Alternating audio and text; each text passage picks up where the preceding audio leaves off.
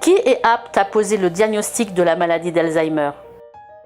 Le diagnostic est établi par le neurologue, le gériatre ou le psychiatre, en binôme, toujours en binôme, avec le médecin traitant. Il se déroule en plusieurs étapes, ce diagnostic. Pour commencer, premier point, l'entretien personnalisé avec le patient.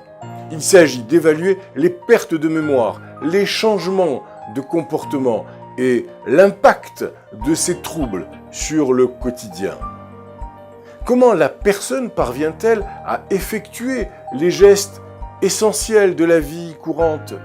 Sa capacité à utiliser les transports en commun, le téléphone, tout simplement, ou bien gérer son compte ou ses factures.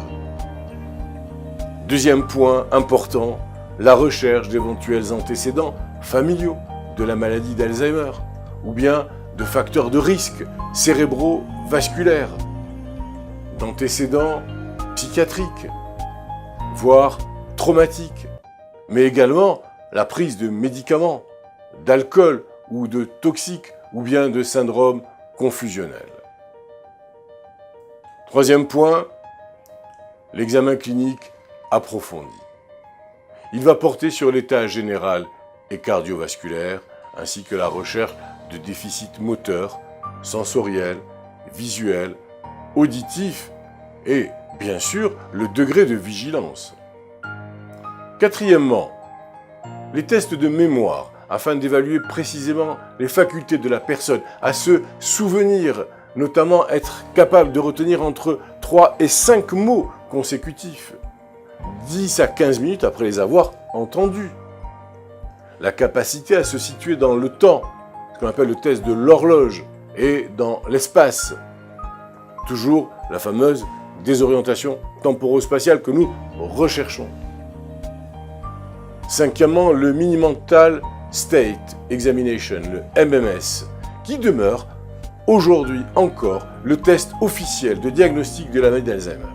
Il porte sur 30 questions et permet d'évaluer les capacités d'orientation, d'apprentissage, de transcription des informations, d'attention et de calcul, mais également l'élocution et les troubles du langage, en plus des capacités gestuelles et de coordination. Noté sur 30, on évoque en dessous de 24 un état de conscience altéré, avec une orientation possible vers la démence. Le type de démence peut être précisé.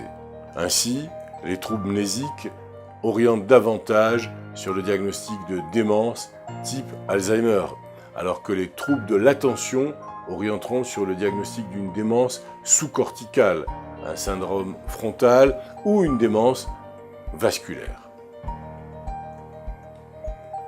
Septième point, des examens paracliniques sont alors pratiqués. Il s'agit d'analyses biologiques, bien sûr de l'IRM et également de l'électroencéphalogramme.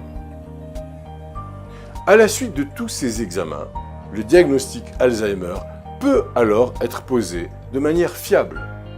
Il doit faire l'objet, selon les recommandations des autorités de santé, d'une consultation longue et dédiée au patient, en respectant les règles de confidentialité et en s'adaptant à son rythme d'appropriation. C'est très important. Cet examen est très important.